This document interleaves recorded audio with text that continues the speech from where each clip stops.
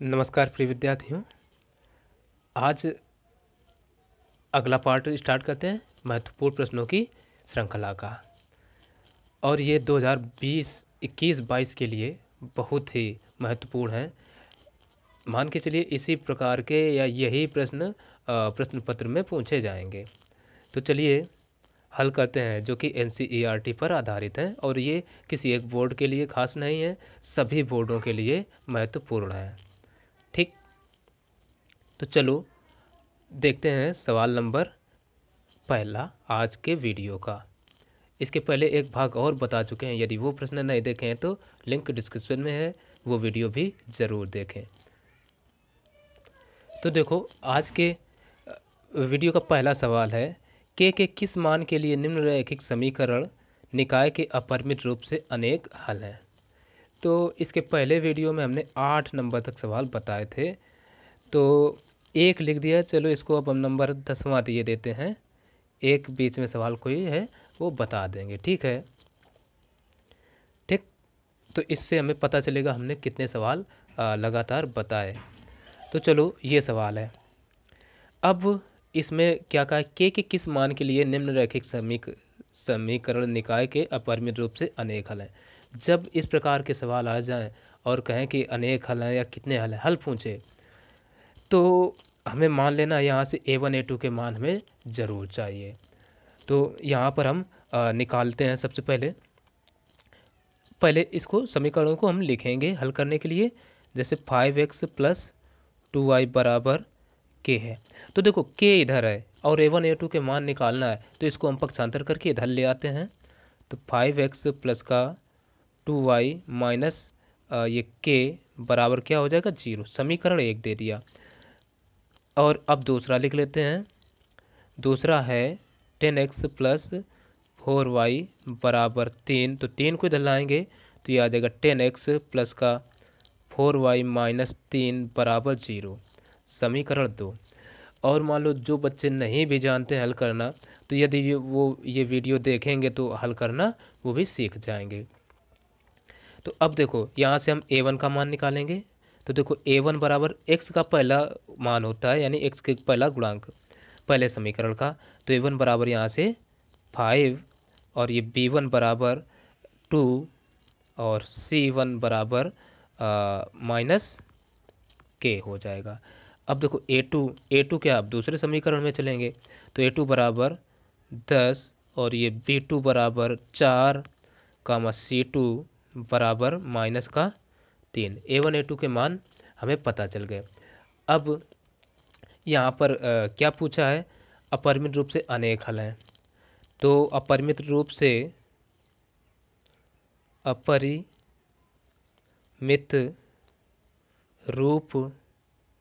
अनेक हल होने के लिए, जब अपरिमित रूप से अनेक हल होते हैं तो उसके लिए एक कंडीशन होती है। वो कंडीशन क्या होती है, A1/A2 बराबर B1/B2 बराबर C1/C2। ये कंडीशन होती है। इसमें बस वैल्यू पुट कर देंगे। तो A1 का मान कितना है, 5/10 बराबर B1 का देखो 2 है और ये है 4 और C1 का -k/-3। तो यहाँ से हम क्या करेंगे, k से माइनस से माइनस ये काट देंगे। ठीक है ना। अब जब माइनस से माइनस हमने काटा तो यहाँ क्या बचेगा, अब अच्छा चलो माइनस से माइनस काट लिया, खैर कोई बात नहीं। अब हमें k का मान ज्ञात करना है। तो चाहें तो 5/10 और इसको बराबर कर लें, या इनको तो इनको हम बराबर कर ही लेते हैं। तो इसको हम लिखेंगे माइनस तो कट गया, चलो ये k/3 को 2/4 के बराबर कराए लेते हैं। बराबर हो गया ना। अब तो 3 का इधर गुणा हो जाएगा, तो इससे ये मान क्या आएगा, देखो k का इधर, लेकिन इधर हमें कराने की जरूरत है, इसी को इधर भेज देते हैं, k का सीधे मान निकल आएगा। तो k बराबर आ जाएगा 3 दूना 6/4। ठीक, 6/4। 4, यानी इसको 2 से और काट देते हैं, 2 कम 2, 2 3 6 और 2 दूना 4। तो ये यहाँ से के का जो मान आएगा वो आ जाएगा 3/2। ये पहला सवाल हल हो गया। तो अब देखते हैं अगला सवाल। तो अब अगला सवाल दे रखे हैं, के का वह मान ज्ञात कीजिए जिसके लिए निम्न समीकरण निकाय का कोई हल नहीं है। पहला समीकरण दिए 3x - 4y + 7 = 0 और दूसरा है kx + 3y - 5 = 0। तो इनका कोई हल नहीं है, तो के का वह मान हमें ज्ञात करना है। तो पहला समीकरण में क्या दिए हैं, 3x - 4y + 7 = 0, समीकरण 1, और दूसरा है kx + 3y - 5 = 0, समीकरण हो गया 2। ठीक, अब चलो यहाँ से a1 a2 के मान निकालेंगे। तो देखो a1 बराबर a1 a2 a1 b1 c1 ये पहले समीकरण के मान होते हैं और a2 b2 c2 ये दूसरे के मान होते हैं। इतना तो याद ही रखिए।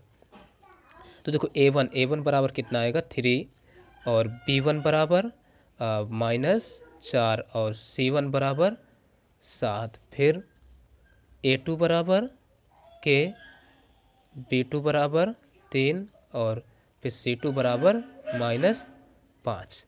ये हो गया। अब क्या करते हैं, अब देखो जब कोई हल नहीं है, कोई हल ना होने के लिए एक कंडीशन होती है, वो ये होती है a1 अपान,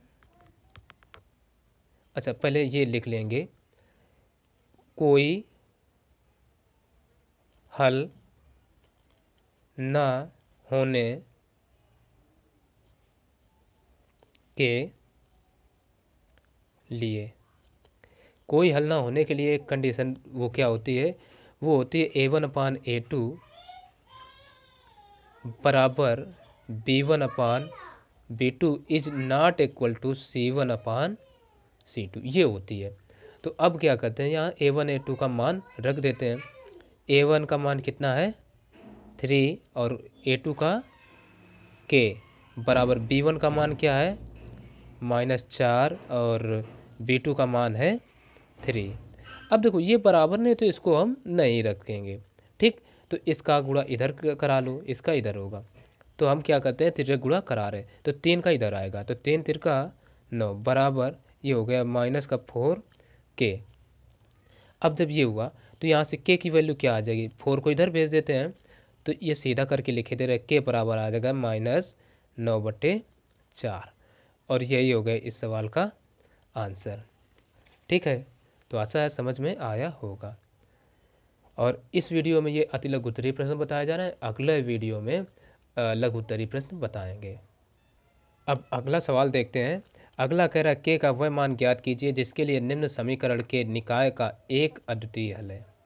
तो अब इसमें एक अद्वितीय हल है, इस स्थिति में हमें के का मान ज्ञात करना है। तो चलिए पहले तो समीकरण लिख लेते हैं। पहला समीकरण है x - ky बराबर 2। अब देखो यहाँ समीकरण एक नहीं दे रहे, 2 को इधर लाते हैं, तो ये हो जाएगा x - ky - 2 बराबर 0। अब दिया समीकरण 1 और इसको भी लाते हैं, 3x + 2y बराबर -5, -5 को इधर लाएंगे तो आ जाएगा 3x + 2y + 5 बराबर 0, समीकरण 2 हो गया। अब हमें दोनों समीकरण पता है। अब यहाँ a1 a2 के मान निकालेंगे, तो a1 बराबर देखो क्या आएगा, पहले समीकरण का x का गुणा, कुछ नहीं है यहाँ तो 1 होगा। b1 बराबर -k कामा c1 बराबर, देखो चिन्ह साथ सही लिख रहे हैं, यदि माइनस है तो माइनस लिखा जाता है, तो -2 हो जाएगा। और देखो a2 बराबर 3, b2 बराबर 2 और ये c2 बराबर 5 हो गया। अब देखो अद्वितीय हल है, तो हमें ये पता है अद्वितीय हल होने के लिए जो कंडीशन होती है वो क्या होती है, वो ये होती है a1 upon a2 is equal to b1 upon b2 is not equal to c1 upon c2, ये कंडीशन होती है। बस बचा क्या, इसमें मान अब रख देंगे। तो A1 का मान कितना है 1/3 बराबर B1 माइनस के, और B2 ये 2 है। तो अब क्या करें, 2 का इधर गुणा करा देते हैं, तो इधर बचेगा क्या माइनस के बराबर, देखो 2 का इधर गुणा आ जाएगा, तो 2 एकम 2 यानी ये 2/3 इतना हो जाएगा। अब ये जो माइनस है, माइनस को इधर भेज देते हैं, तो ये आ जाएगा के बराबर -2/3, और यही होगा इस सवाल का आंसर। तो ये भी अच्छा सवाल था, तो आशा है समझ में आया होगा। देख लेते हैं अगला नंबर सवाल। अब देखो अगला सवाल जो है वो दिए हैं, कह रहा सी का वह मान ज्ञात कीजिए जिसके लिए निम्न समीकरणों के निकाय का कोई हल नहीं है। अब की कोई हल नहीं है और हमें मान ज्ञात करना है के का। तो अब तो समझ ही चुके होंगे कि यदि कोई हल ज्ञात करना है और उसके लिए किसी का मान ज्ञात करना है तो हमें A1 A2 की ज़रूरत पड़ती है। तो हम सबसे पहले समीकरण लिखेंगे, CX + 3y बराबर 3 को इधर ले आओ, तो ये हो जाएगा CX + 3y - 3 बराबर 0, समीकरण 1। और दूसरा ये 12x + CY बराबर 6 को इधर ले आएंगे, तो 12x + CY - 6 बराबर 0, ये समीकरण 2। अब देखो A1 A2 के मान निकालेंगे, तो A1 बराबर यहाँ से क्या आएगा C, और देखो B1 बराबर 3 आएगा, और C1 बराबर कितना, ये -3 आ जाएगा। अब A2 बराबर क्या आएगा, ये 12, और यहाँ से B2 बराबर क्या आएगा C, और C2 बराबर क्या आएगा -6, इतना हो गया। अब कहा निकाय का कोई हल नहीं है, तो हमें ये पता है कोई हल ना या नहीं होने के लिए, जब कोई हल नहीं होता तब क्या करते हैं, तब कंडीशन होती है A1/A2 is not equal to B1/B2, है ना। नहीं, ऐसी स्थिति में A1/A2, ठीक, A1/A2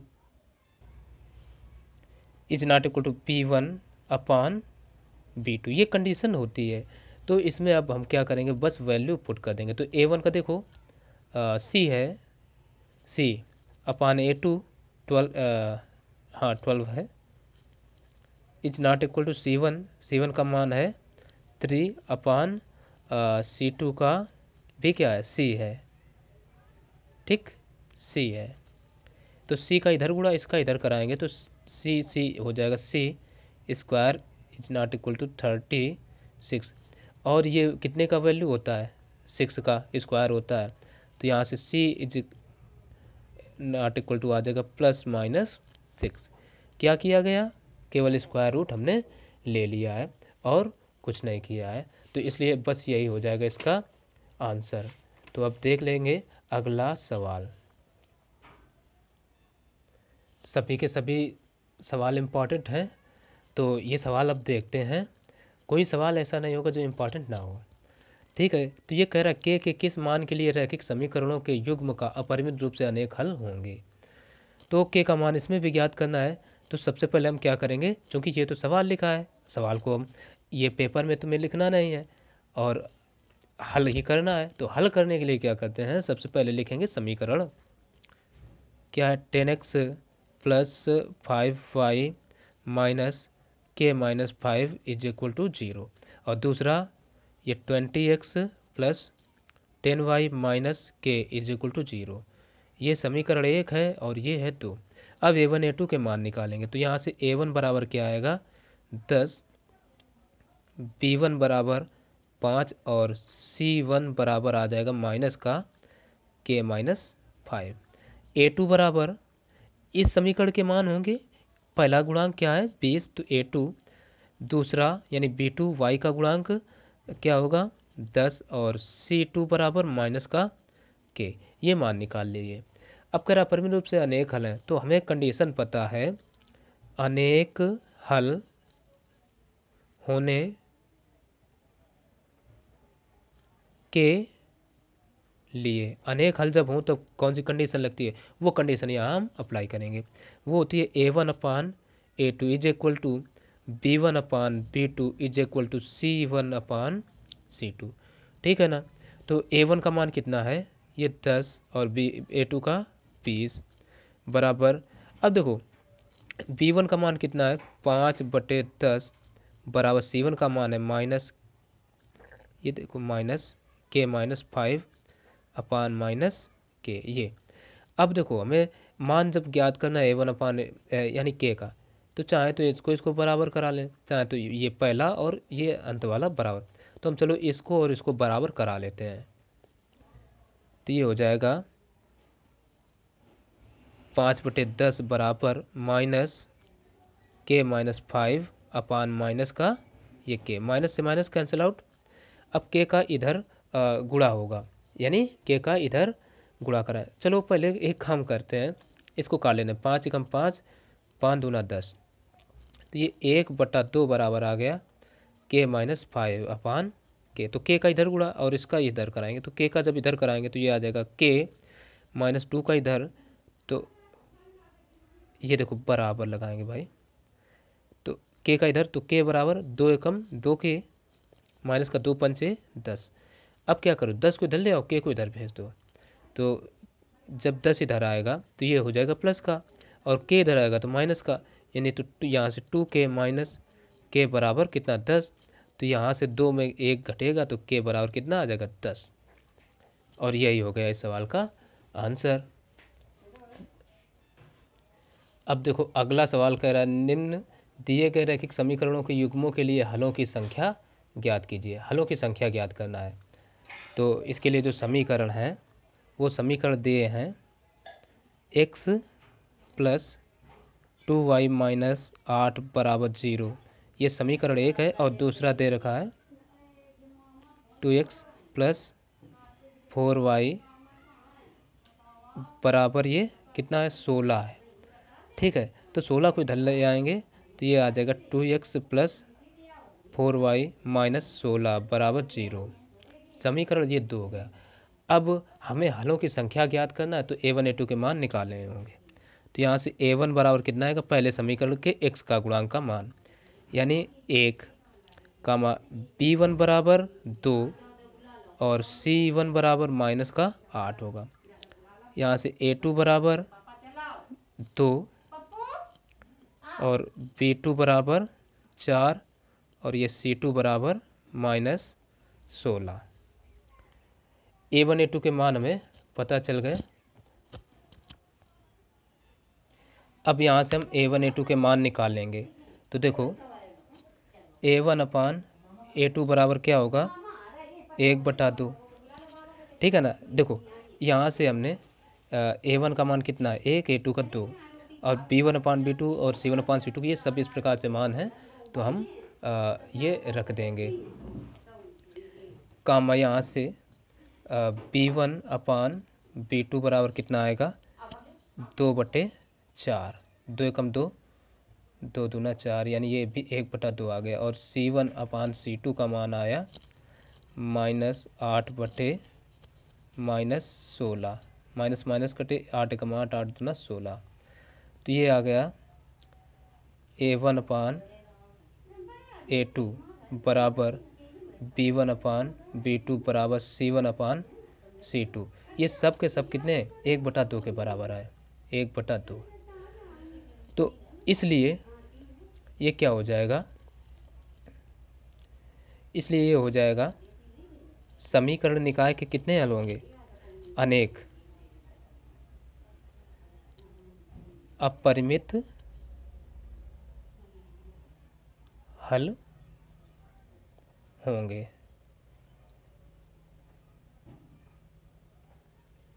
अंतिम नंबर सवाल देख लेते हैं। अब अगला सवाल कह रहा है बताइए निम्नलिखित समीकरण संगत हैं या नहीं। पहला समीकरण दिए x + y = 14 और दूसरा x - y = 14, तो ये बताना ये संगत हैं या नहीं। तो संगत या असंगत होने के लिए भी हमें A1 A2 के मानों की ज़रूरत होती है। तो सबसे पहले लिख लेंगे समीकरण x माइनस वाई बराबर 14। ठीक, तो इसको हम पहले a1 a2 के मान निकालना है, तो इसको ले आते हैं इधर। तो x माइनस वाई माइनस 14 बराबर 0, समीकरण 1 हो गया। और दूसरा x, ये पहला वाला ये प्लस का है, ठीक, तो ये भी प्लस रहेगा। x माइनस वाई बराबर ये 14 है, तो 14 को इधर ले आए, तो x minus y minus 14 is equal to 0, ये समीकरण 2 हुआ।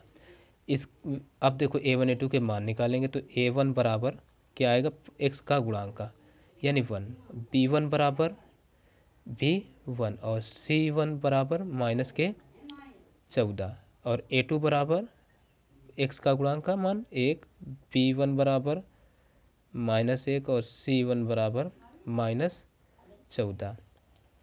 अब यहाँ से हम a1 अपान a2 निकालेंगे, तो a1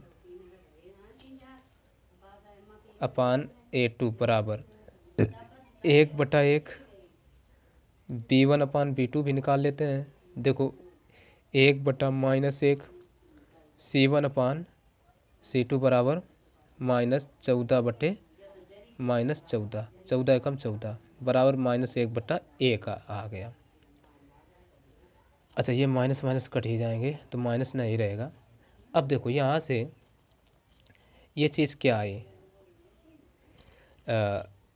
बराबर नहीं है, तो ये क्या आया, चूँकि a1 अपान a2 बराबर b1 अपान b2 बराबर c1 अपान c2। अच्छा, ये देखो यहाँ से a1 अपान a2 1/1 और b1 अपान b2 1/-1, तो ये बराबर नहीं है, और ये c1 अपान c2 है।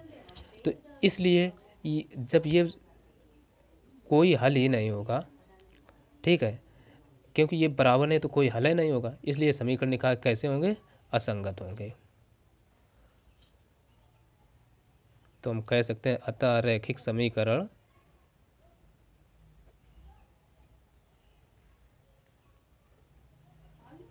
असंगत है,